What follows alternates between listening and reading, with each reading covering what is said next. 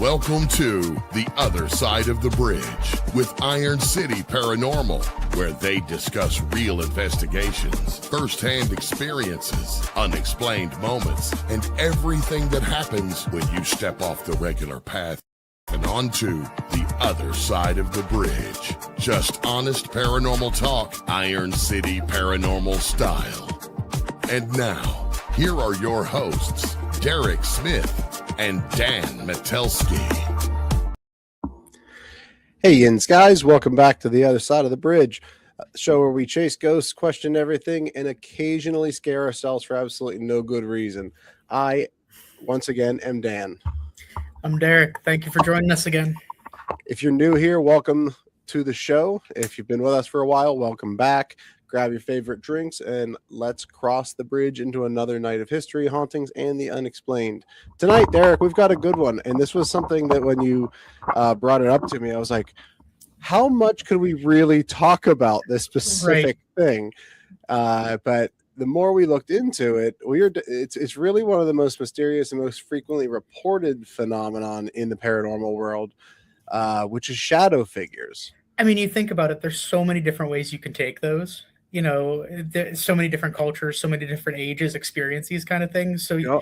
you know, they stretch back. I was originally thinking about this. I'm like, all right, Hollywood started this, right? Like it was a TV movie kind of thing. Mm-hmm. But then if you really look at it, it stretches back much farther than that. You know, things are written about literally on cave painting walls, you know, and it goes back dawn of humanity, I guess you could say. But regardless, I mean, how many times do we talk about these things mainly in passing?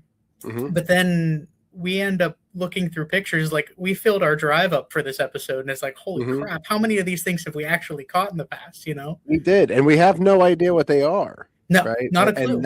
And that's the, I want to use the word fun part about it, but it's not really fun. To me, it's concerning, right? The mysterious part of it, right? It's so weird because like shadow people for me are always things that I don't want to deal with.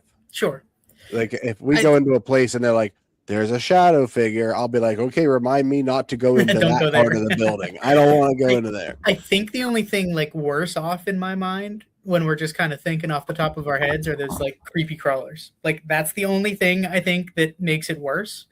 But yeah, shadow figures are definitely one of those things where there's so much mystery and just the general unknown, so much more so than the paranormal side of things is unknown, right? Like it's a very specific unknown, if you would. It's just it makes for a good story for starters. Like if you have one, if you've captured one before, you know, it always makes for a good story, a good tale. Hell, if you get evidence, it's good evidence, right? But there's still who knows what they are, you know, and there's so many different versions and forms, you know. And when you sent this to me with this breakdown of different types of shadow figures, I'm not sure where you found this, but like when you sent this to me, I was like, oh man, like we've not only experienced all of these, but we've experienced all of them numerous times. Yeah, except for the only one that I wasn't sure of was the quick mover. But at the same time, I will talk about that, but I think that is something. The quick mover is probably one of more of our, I would say it's our more common shadow figures. Well, that's exactly where I was going to talk about it. That's where I was going to go with that, is because you don't get it on camera. It's a feeling or a sense or that thing that you see out of the corner of your eye. That's it. So that's exactly where I was going with that. It's like, yeah, well, you know, we have a picture of, we think, leave it at that. We have a picture of maybe a watch of one of the watchers, of a tall shadow, of a mist, even maybe the Hat Man from what we think. But do you ever capture a quick mover? No, you experience it. And that's the big difference there. Yeah. So the watcher and the tall shadows, the tall shadow man, those are the ones that I think are the most common. Like whenever you tell somebody or bring up the idea of a shadow figure that, I don't want to say doesn't investigate, but maybe just hasn't had the number of experiences with these things that we have. Sure. Like those are the ones that, like, if you asked me day one when we were investigating what a shadow figure was, the Watcher and the tall shadow would be like the thought in my head. Sure. Right? Yeah. I mean, if you think about it too, like that's without really diving into it, without knowing the differences with anything, even just the title, the name of a shadow person, oh, it's just darkness, right? It's lack of light, and those are the exact ones, those are the versions that I think are most commonly talked about. Now, the further you dig into it, the more of this stuff that we've experienced. I think the Hat Man recently has been kind of predominant across the board, showing up all over the place, and it's. I think when you start thinking and really getting into some of these things, like the Mist, I feel like that's one of the more misclassified ones, because a lot of people. The Mist classified ones. Mist classified. Very nice. Where's the applause? Oh, I'm not on it today. I'm sleepy. But no, but what I mean. You hear about these mists that people see, right? And how many times do you just classify them as a regular spirit or ghost or whatever, just showing up in mist form? But do you really classify it as a shadow person? Not until you really start thinking about it. Well, that's the truth. And again, I don't even know what the heck they are to really say that we have experienced them or haven't, or like, we'll get into some photos in this episode that we have captured during investigations where more or less, like there's one or two of them that were like when we were actively taking pictures of something and while we were having an experience, but then other ones were just like you're taking a picture of an empty room and then there's something standing there. That's one of the things I think that, just from personal experience, you don't necessarily experience these things all that much. No. But you do capture them. They are there. They're in the background. Like you said, they're in an empty room. They're standing behind us and we have no idea. And then it's days, weeks later where we're looking through pictures. It's like, what was that thing? And it's not until that moment that you realize there was pieces together where you're like, well, I felt like I was being followed, or I felt like there was somebody right behind me, or just, watching from a distance. And then all of a sudden, okay, this makes more sense now. Right. And I don't know really how to advise on them. What I can say in our experience is shadow figures don't talk to us. No. They're kind of just there. And and that's that's kind of where I draw the line, and why I don't personally like to try to interact with them. A, they don't do it. They don't respond to us. So like, don't waste my time. Right. But then B, like if you're not going to talk, what are you hiding? Right.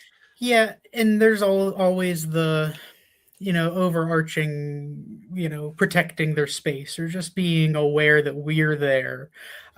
Just, making their presence known. Right. But I think what kind of gets to me is the lack.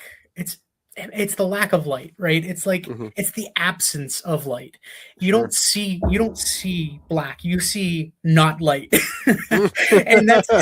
I don't know how else to explain that. Let's put that on a T-shirt. Iron City Paranormal. It's not. You don't see black. You just see not light.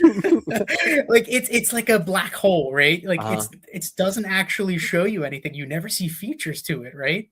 I think it's a really good concept, because you have to remember, like for us, like we're always in darkness, so these figures that you see are actually darker than the dark, to your point, right? Which is just creepy, like, if you really think about it. Yeah, it's so weird. Like it's kind of like just blows your mind when you think about it in that context, right? Like there's IR pickups, like where we have captured things in like IR images on the IR cameras, but then other times when we experience them firsthand, you're in a dark space with absolutely no light pollution, and then there's this darker object that just stands out above all else. Yeah, and you can tell, like you just know that it's there, and it's unnerving to know that there could be something there. Like you think about other times, right, where we're not, either when we're setting up for an investigation and it's not pitch black yet, it's not middle of the night, or even if you start really thinking into like your regular life, you could be walking through a museum and maybe this thing's there, but you have no idea, because our eyes don't adjust to that. I think a lot of the time during an investigation when it's already dark, people ask, do you only see ghosts at night? Well, no, but there's, not only the equipment, but then our eyes also adjust to that space as well. And that's even, we've been using those red flashlights because it doesn't dilate your eyes like a normal one does. Right. Yep. And so there's a lot of those kind of aspects that do play into that. But yeah, when you're in the dark, man, and you see something that's darker than dark, it just adds to the creep factor of like why you don't want to encounter that. Right. And there's so many things that so we've talked about the pareidolia. We've talked about, trying to make things in our heads where there isn't something, just to make it more familiar to ourselves. That's a whole part of this episode that we want the listeners to keep in mind, as well as ourselves, when we talk about this kind of thing, is just because we have had experiences with shadow figures and we have, still images that look like silhouettes, what if we want them to be silhouettes? What if we want them to be figures? What if we want them to be shadow figures when really they're just our mind playing tricks on us in the moment? Right. It's not even what we want. It's what our brain tells us is there. It's telling us, yes, something is there. Something looks kind of like a person. So it's going to look like that to you. And that's the difficult part in deciphering a lot of these, because there have been times where, we'll see something in the moment and then we really have to like dig into it and be like, were we seeing something here or were we not? And then you really, like I said, a lot of the time with these shadows people, man, you don't get that chance. You see a picture after the fact and then it is what it is. It's there. And then all you can really do is ask the location to go and take another picture of that spot. You can ask other investigators who have been there before, so it's just as a comparison. And we've done that time and time again. And I think that we've been able to debunk, I'd say probably 50-50 by doing something like that. But it is hard when it doesn't happen in the moment, because we do tend to lean more toward the debunking side while we're there. And we would probably be able to distinguish the difference. But you're right, it's hard.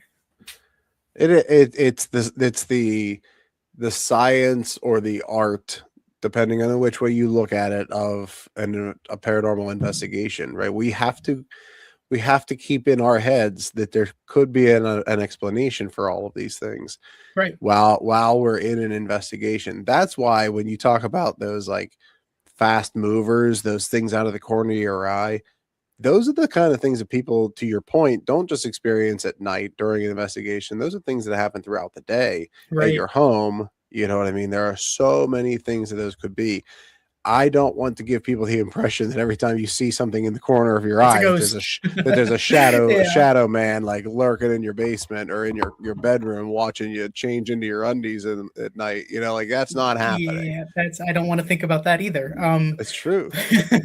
But it's why are they so different? Like, here's the thing. Like, why are they so different than anything else that is classically understood as ghosts? I don't know. I don't think anybody knows. There's no, like you're saying, there's no science behind it. We can pseudoscience it all day. We can try to break it down and we can try to put explanations to it. But, when it's all said and done, it's, there's an aspect of belief versus reality. And where we kind of hit the hardest, I think, is right in the middle there. And it's just hard to decipher those things. I think it also depends on what cultures you're talking about too, because I've heard so many different stories talk about, like the Native American culture, for example, would probably consider these things as more along the lines of watchers, through and through. Like there's no difference. If you see a shadow person, it's a watcher. Now it's, again, is there a difference? We don't really know, but from experience, from evidence, from other stories that we've heard, exactly to that image that you showed with all the differences, there is a clear-cut difference between a lot of these things, but it also depends on your background, and in your belief system, and kind of at the end of the day what you want to believe, and that's, I think that we talk about that all the time, right? Is kind of our upbringings and what we've experienced when we were younger. And that, I think that all that plays into it. That all plays a big role. It does. It does. And I don't know. I don't know that I've ever thought. I know I had it in the opening banner. Is it a demon? I don't believe that any shadow figures are what people would identify as classical demons, right? I don't think I'm still not convinced that there are such thing as demons in the paranormal world. I'm right there with you. But it also depends on the type of demon we're talking about. Is it a barbecue demon? Because then maybe. Now we're talking like real hard facts here. Exactly, that's scientific. That is scientific. That when you eat barbecue prior to a paranormal investigation, you will hear and smell a demon. See, now we're talking. But no, I mean, not to get too far off topic there, Too late. Yeah, whoops, we did it. We always do. So one thing that it always comes to my mind, and you kind of touched on it a little bit, is they don't communicate with us, right? They never do. Not us, not just us, anybody. You talk about shadow people, they don't communicate, they don't talk. So in my mind, when a spirit or energy doesn't communicate, we typically lean more towards the classification of residual, right? Mm-hmm. But so when you talk about these things, most of the time, it seems that they are intelligent.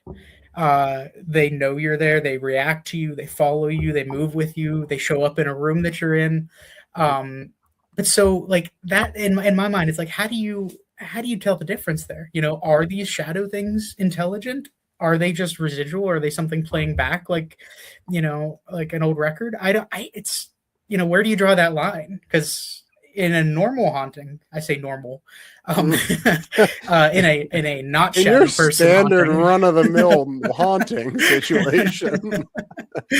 When we're not talking shadow people, that's kind of how you can distinguish them. But when you start really getting into these types, is there a difference? Is the fast mover a residual and the watcher's intelligent? Where do you go with that? Right. And I've never thought of this is me personally until you showed me that image that we started the episode with, like with all the different types of shadow figures and something that we're going to talk about, like with them potentially being residual shadows. I've never thought of them as residual in all of our investigations, which we probably had, I'd say close to 10 different locations that we've experienced these things. I've never thought of them as residual. I haven't either. The only reason that I even bring that up is because of the lack of communication, right? Oh, there's no doubt. I see it, but I just never have thought about it that way. Right. And if you really break down the residual and intelligent, outside of, because we don't know if they're not going to communicate or kind of make any other kind of motions, like they don't throw stuff at us, right? They're not the ones that do that we know of. But then you start talking about like the fast movers. Are they avoiding us? Are they following us? There's a certain level of intelligence there, whether they're who's to say? But yeah, you're right. And I think it's almost we connect the dots to these things with shadow figures and these entities. You kind of just ultimately connect the dots that you could feel it at the time. Maybe you didn't see it or experience it necessarily, but there was just a sense there was somebody else there, somebody else with you. And then you end up seeing it or putting the pieces together. And so I think in the long run, you end up realizing that it's intelligent. So here, I want to put something up on the screen here, which is what I would consider our first, not experience, but our first capture of what potentially could be a shadow figure that we didn't notice. It was actually somebody that was viewing our evidence had brought this up to us. That's right. This was at the Ohio State Reformatory. This was many years ago. This was before we started doing private investigations. Yeah. We could afford the public investigations. And I think to your point earlier, like this was just a documentation of a room. Yep. Like we didn't see or feel anybody here with us. We were just taking a picture because it looked cool. Like the entire building looked cool. And that was the point where we started to realize that we needed to take pictures so we could kind of compare, the before and afters or the videos to something in the room.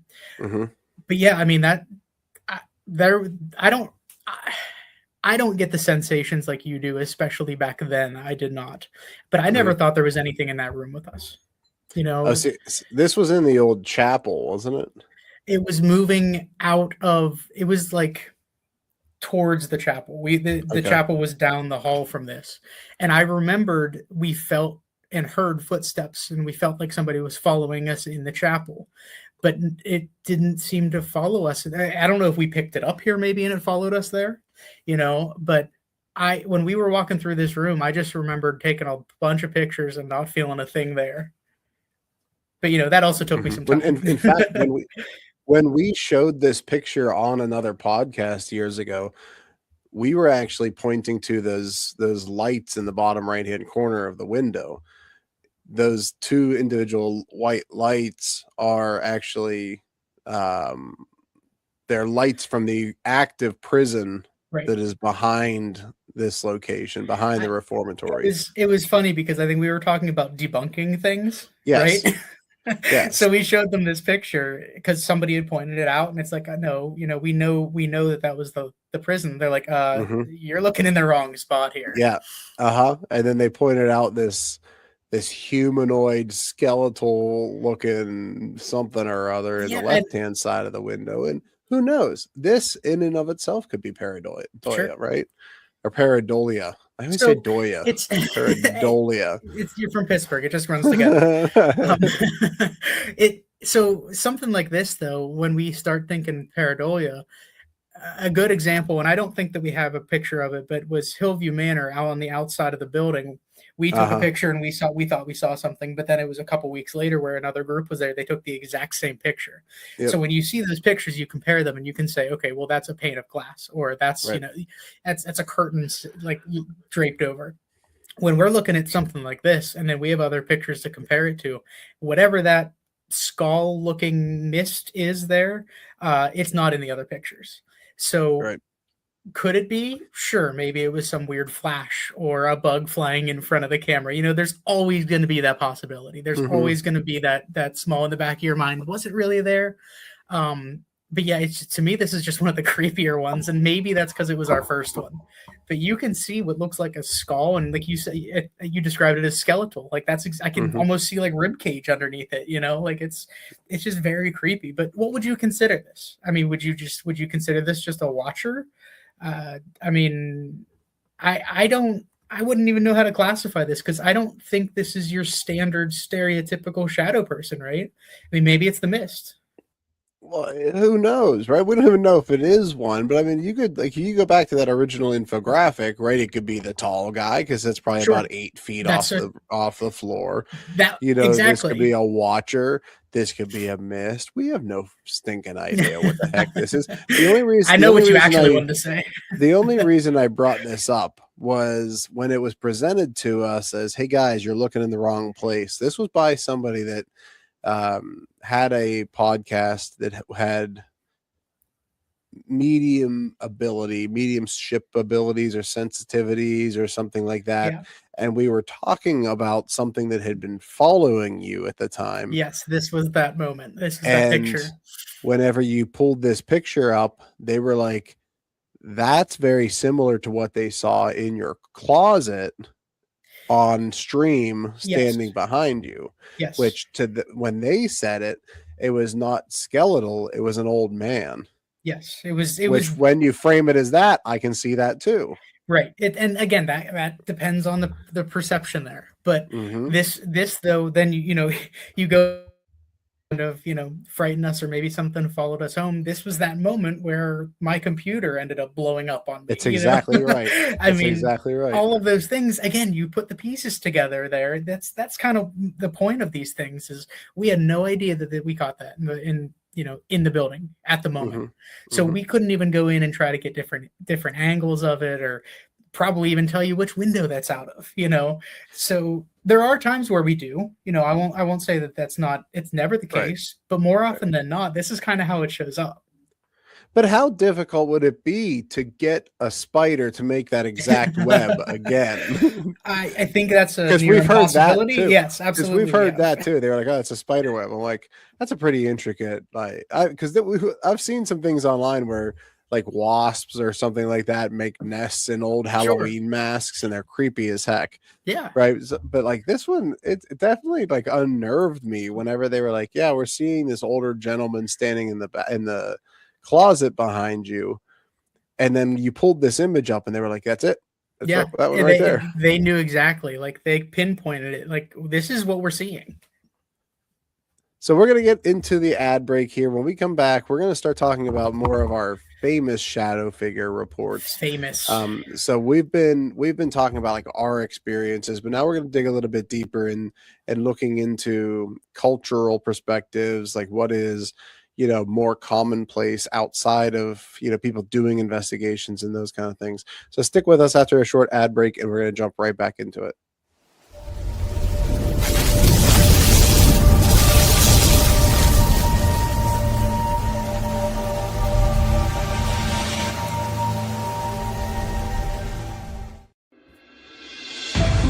The new book, How to Research a Haunted House by paranormal investigator Margie Kay and professional researcher Violet Wisdom, is now available from Unex Media. This one-of-a-kind book explains how to do research on a house with uncommon methods and resources used by historic home researchers, and how to determine who may be doing the haunting and why. How to research a haunted house can be used by homeowners, renters, investors, and it should be in the library of all professional paranormal investigators. Get this unique book at unexmedia.com or amazon.com. That's unexmedia.com or amazon.com.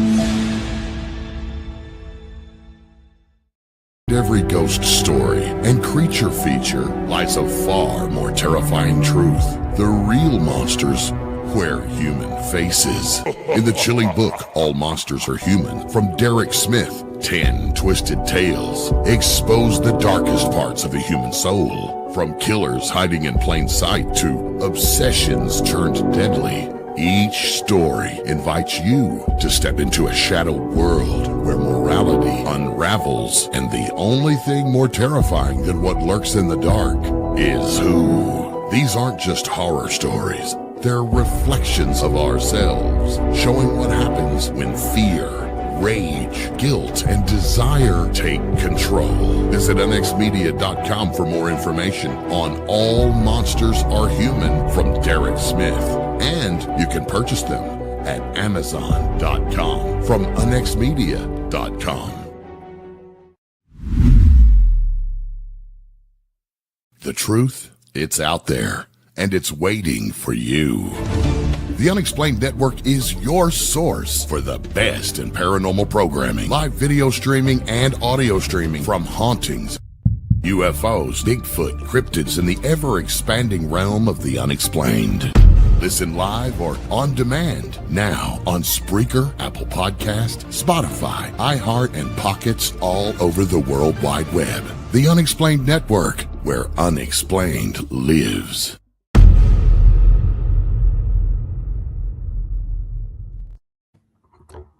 You can't talk about famous shadow figures without talking about the one and the only Hat Man. Yep. And what again, I almost don't like talking about it because it's just so overplayed. Well, it's overplayed, but think about him it coming into sure. We've been told that some of the shadow people that we've experienced before were the Hat Man. Some of the pictures that we've had, we were told that we've come across him again. Him. What is it? So what is the Hat Man? Like outside of having a fedora? Outside of a man wearing a hat. No, so I mean, to me, it's actually very similar to. Stick with me here, the Mothman, right? Because this Hat Man is typically peaks in people experiencing him, or mentioning that they're having this sleep paralysis with him, because that's typically where he is most commonly associated with is sleep paralysis. And I do believe that we've got some people that have shared some stories with us that have experienced exactly that, the sleep paralysis combined with this dark hatted figure. Mm-hmm. So so in the lore, this shadow figure is when people wake up and they're paralyzed, then they're in this state of their brain isn't functioning like for their motor skills, but that's functioning. They can see, they think they can, sense things around them. They have these things that they see climbing through their room or what have you. Many different associations people have with sleep paralysis, but one of the most common ones is this Hat Man spirit or this Hat Man demon that, like Derek said, is comes straight out of his basement from playing Minecraft with his neck beard, with his fedora on, his brimmed hat. He's got to wear a long coat. And he now, just don't be calling him out there. here, man. I'm sorry. He may play Roblox as well. I'm not sure how old he is. Diversify. That's good. He diversifies his video game portfolio quite a bit. But he just watches, right? He just stands in the corner. Yeah. He's another watcher. No communication, like as unsettling as it might be, especially in a sleep paralysis moment, which, thankfully I've never had one of those. That would be terrifying in its own right. Correct. And then you see this tall, just dark space in your room most of the time where you're supposed to feel, protected and safe. And you got this thing just staring at you. I don't, why are they there? What's the purpose? And I've heard so many different things too about it actually being similar, again, going back to like the Mothman, where it's like, it's either bringing something about or warning you about something. There's been that side of the folklore as well. Yeah. So we've had a good friend of the shows, Chris, he had mentioned he's a, I think does he consider himself a medium? I don't know. Originally from Bald and Bonkers. Yeah, I mean, I definitely know I don't know what he considers himself. He's mediumships, I guess, sensitivities. Yeah. I ask, we can ask him. Chris, what do you call yourself? To ask him. Yeah.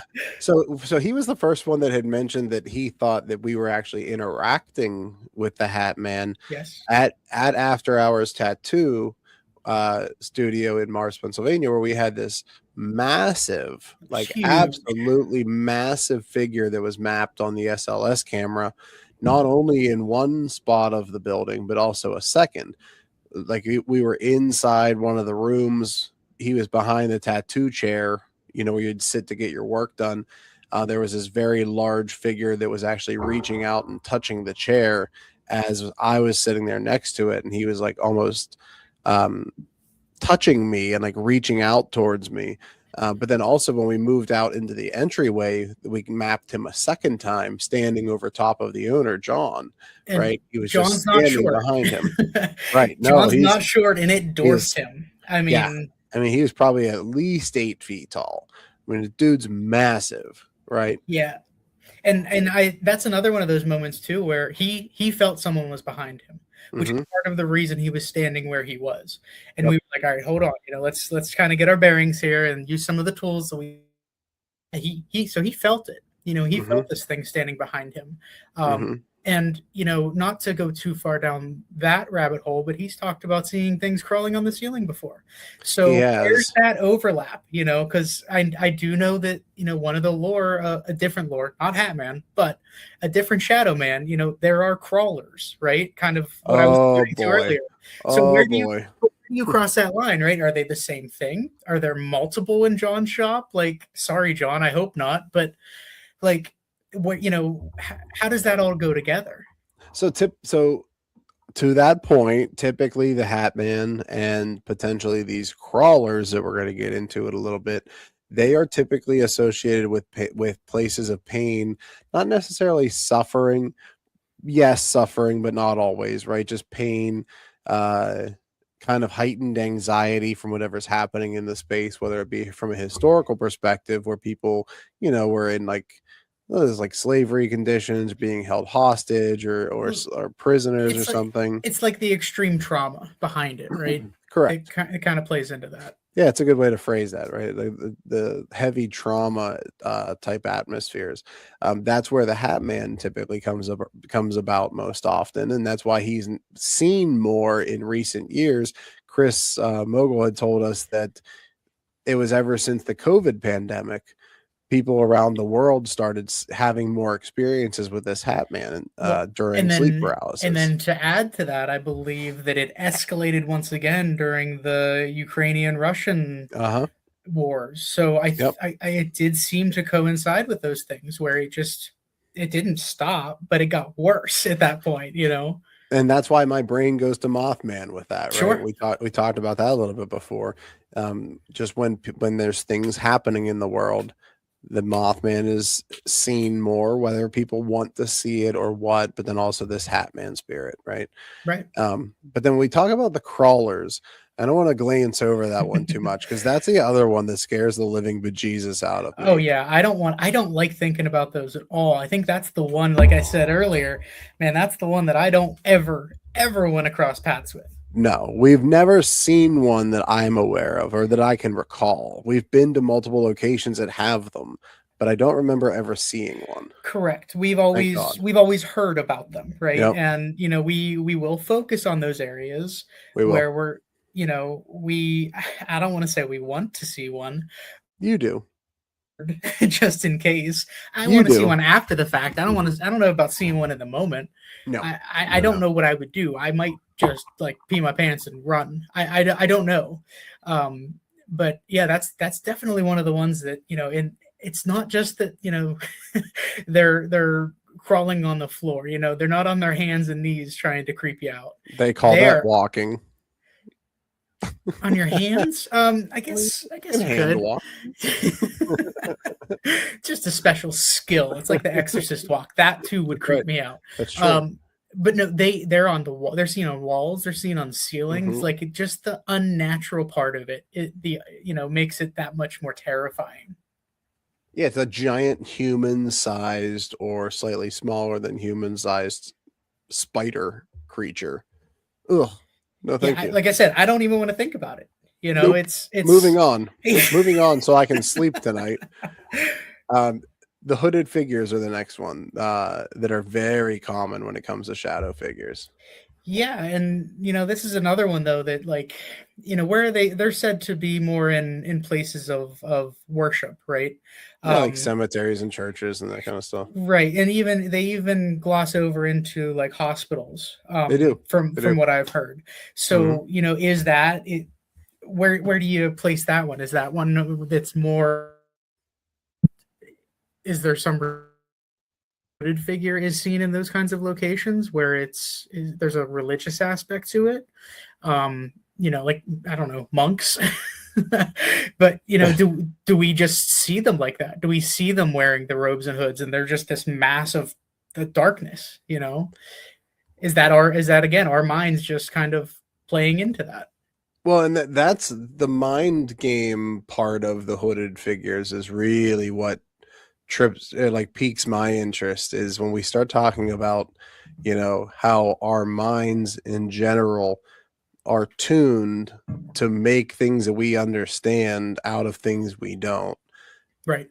That's where a lot of things that when people start talking about hooded figures, about robed figures, there's a lot of discussion about people's brains making them look like they're in robes or they're in gowns or they're in hoods, because that's all that it can come up with at that time. It's again piecing things together out of very minimal information. Mm-hmm. But it's like, you know, filling in missing gaps. We just can't see them. You know, we can't interpret them in any certain way. So that's just how we end up seeing them. Mm-hmm. But they're another one of those odd ones, but they're also more popular, and even to the extent of claiming that these things are the Hat Man, you know, that they're one and the same. Right. It seems to me location based is the biggest difference with I think you're right. them and the Hat Man. Mm-hmm. So this last one that we want to talk about is actually one that we have a photo to go along with, which is one of my favorite photos because it was a time that, Derek, I actually saw you get afraid of something. And that is not very common. So I'm all about that kind of stuff. The last one of these figures being shadow figures of children. Yeah. And this is the one, this photo that I just put up on the screen. Hopefully people can see this. This is what we experience in Post Town Elementary. Let's tell us about this one, Derek, because this one's your story to tell. Oh yeah, I wasn't expecting anything like this. How could I you? was well, because we're going into a dark, empty building, asking for them to talk to us. But That's true. I wasn't expecting to be rushed like I was, especially in an elementary school. So the entire group, I don't remember how many there were, 7 of us maybe, all in one room. 6 or 7, yeah. Everybody was in one room, kind of, they claimed a desk, and we were just trying to get ourselves situated. And this was the room, if you remember, Derek, this was the room in the entire building that was like the room. Yes. And this was like, you go there, you see this teacher there, she interacts with you. There was something about a train derailment. Yes. Like it was the room to hang out in. You weren't expecting what you got. Right. I'm expecting something to be in the room, right? Like that's, we actually did get a kind of crazy thermal image in that room later on when we returned, where it looked like somebody was sitting in the seats. But this particular moment, I wasn't expecting a thing. I was snapping some pictures. I was looking down the hall. I saw this dark. It was just super dark, and you can see in this picture how dark that hallway is. It was darker than that. And so when I start snapping these pictures, I'm just clicking away, and I just all of a sudden feel this thing just like rush up to me, right in my face. And I literally fall back into the room. I loved it. I retreated into the room so fast, and everyone's like, "What is wrong with him?" And there were people there that we didn't know before, and so it was one of those moments where it's like, "I'm not that crazy, okay?" So I didn't see these pictures at the time. Yeah. We look back, and then you see this like mist kind of figure hallway, and as it gets closer and closer, it almost changes form, but it's there, and it's it helps me validate that I'm not that crazy too. But it was so unsettling. And I mean, was it a kid? Probably, knowing the location of it, right, being that it was an elementary school, it was their location, their home, and we were kind of intruders there. So whether it was frightening, trying to scare us off, or claim their space, their territory, I don't know. But if it falls in line with the shadow man categories, right? They are still the dark spot. They're still the lack of any light. And I don't want to say that it was just because it was a school. These child figures have been said to show up in personal residences, in hospitals before. So all of these different things. Does it signify an identity of what these are, or is it just another location they're drawn to? Yeah, and I thought this was so spectacular because I had something rush at me like this in Moundsville. So yes, so the feeling. Yes, and it's not that I wanted you to feel that fear, but I just wanted you to kind of have that experience because I felt like it was very unique of an experience to have something like run down a dark hallway that isn't actually there and just get right up on you to the point where your body went into that fight or flight mode. Right. And I wanted to flight. Reaction was get the heck out of there. And you stumbled backwards. You scared the living hell out of the rest of us in the room, by the way. So it was like enjoyable for all of us after all the dust settled, so to speak, and the adrenaline wore off. I do believe that there's a video, like we had a video camera just stationed in there, and you can actually see me like just tumble into the room and crawl backwards.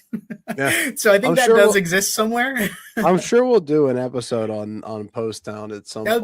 That'd be a good one to go back to too. It would be a great one to go back to because we did not get a ton of evidence there, but we got enough. And that was one of those ones where we had gone with people that I think we were in that, like, we need to make things happen so that they can, they feel like the money that they put into it, not that they paid extra because they just paid what we did, but it just felt like we had to like become entertainment for them, and I think that retracted from that investigation a little bit for us. I do, to a certain point, but in this moment in particular, I was so afraid that they were thinking I was just putting on a show, especially you, who doesn't see me do these kinds of things, Right.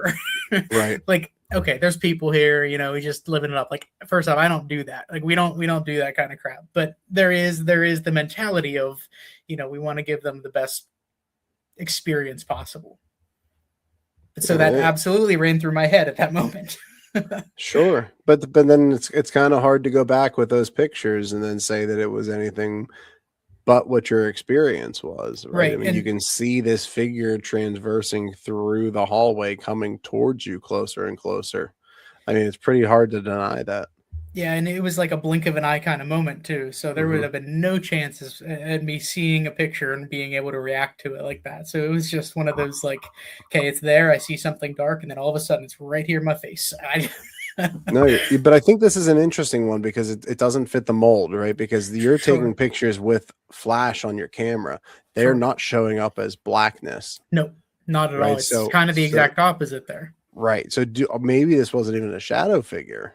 Right. Maybe it was an entity that was interacting with you directly. I would say it's just the closest thing that we have to this child shadow figure. I agree. But I mean, if you talk about the experience, I would say, I saw it as, the darkness, as the shadow down there before I started snapping pictures. Did they change color? I mean, you think about that, even that first image that we showed from the jail, it had, skeletal features. Did it show up that way after we took pictures? Like how do they transpire with a flash? And it's just, again, impossible to say. Speculation across the board. But yeah, I mean, like I said, experience alone would have told me that it was. But looking at the evidence, to your point, maybe not. So this last one I want to talk about before we have to start wrapping things up here is the infamous Gill House. Still infamous to us, yes. Infamous to us. This I believe we actually had an entity that we had captured on FLIR. This is our thermal imaging camera. Again, not sure if this crosses into Shadow Man territory, or if it is an intelligent entity. Maybe it's both. But this was an interesting one where we were talking to spirits about their favorite kind of pizza, because that was what they wanted to talk about. They didn't want to talk about how they died. They didn't want to talk about those kind of things. And while we were talking to these females, we started to hear this deep male voice come through the spirit box, and you captured this head poking out on the left-hand side of this doorway. So the picture is kind of unremarkable. Yeah, you can see this dark spot coming through on the left-hand side. The more impressive thing is this is actually a still shot from a video where you, as the cameraman, are not moving, but that head moves in and out of the doorway 3 times. I remember this. I get goosebumps now thinking about this, because I was frozen solid when I saw this thing. Again, one of those things you're not really expecting, because we were talking to these women. If I would have been expecting to see anything, it would not have been this. But this doorway alone was probably 10 feet. For this, maybe even taller than that, honestly. This was one of those old entryways where they opened it up because they had the glass on top of it.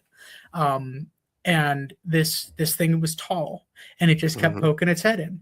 Like, was it the same figure or the same entity that was like trying to butt in and tell these women to stop talking? Or is it different? Where do you draw that line again? Was this just one of those watchers that was just standing back and observing and making sure we didn't cross the line at all? This was their home.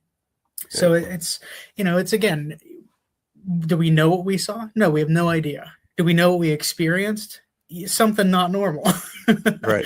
But yeah, I was frozen solid, and I think you reacted probably more than I did to me reacting to this thing.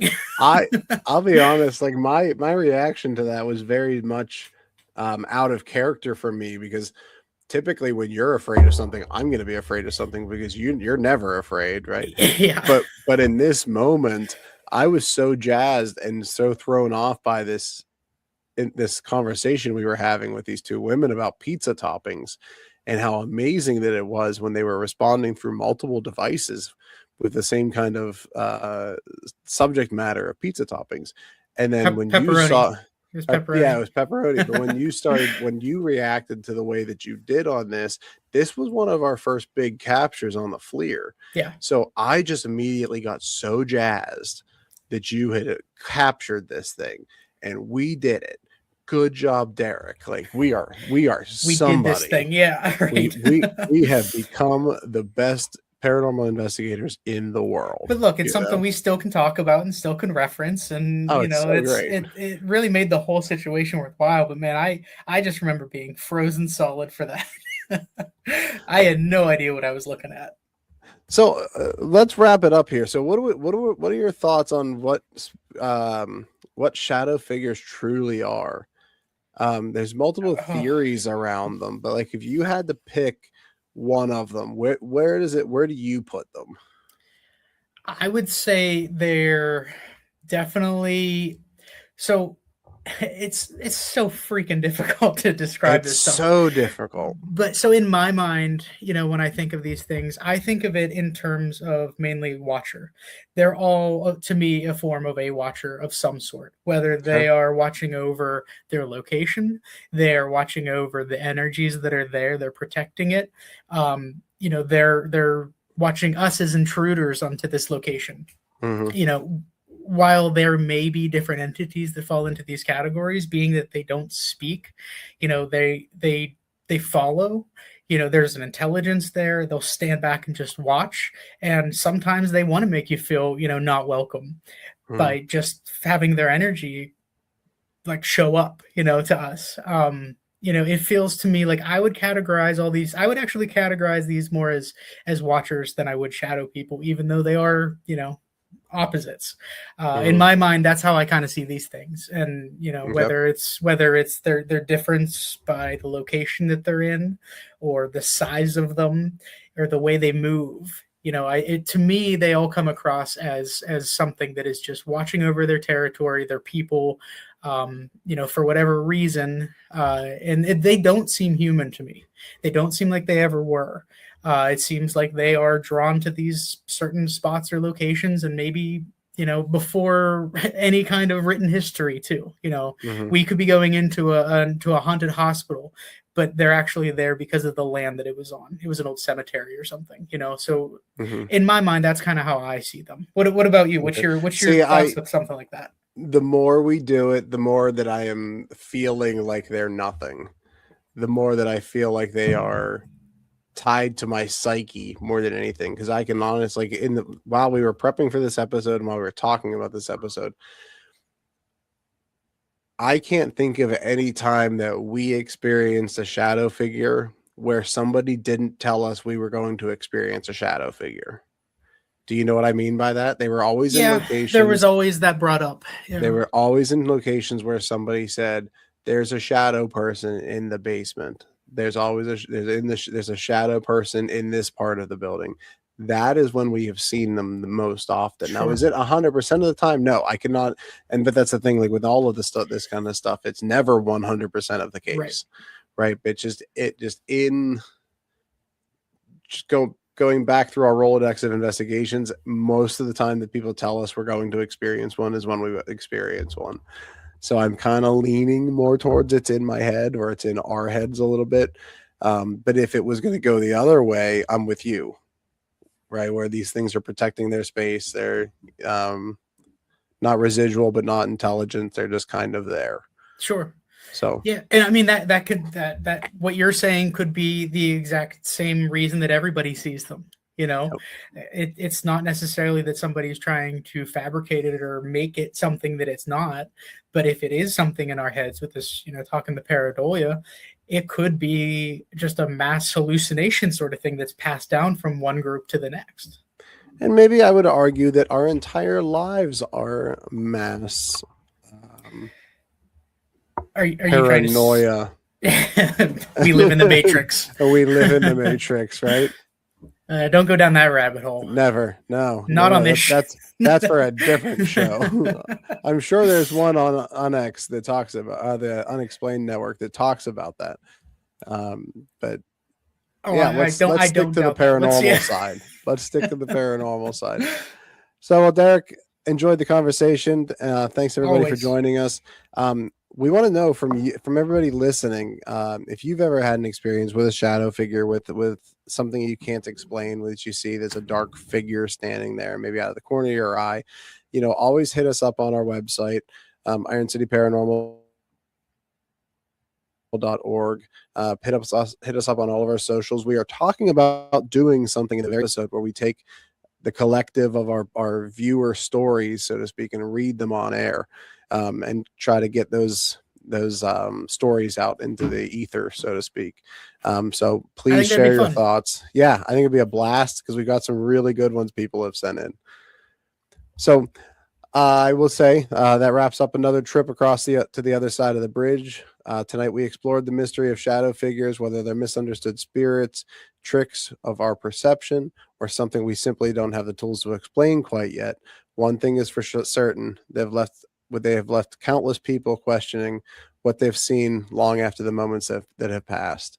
Now it's time to leave the shadows behind and make our way back safely across to the other side of the bridge. Thank you once again for spending part of your evening with us. We appreciate every one of yins out there making the journey with us. Until next time, we'll see yins back at the bridge. Again, I say toodles noodles. Thanks, guys. All right. Take care.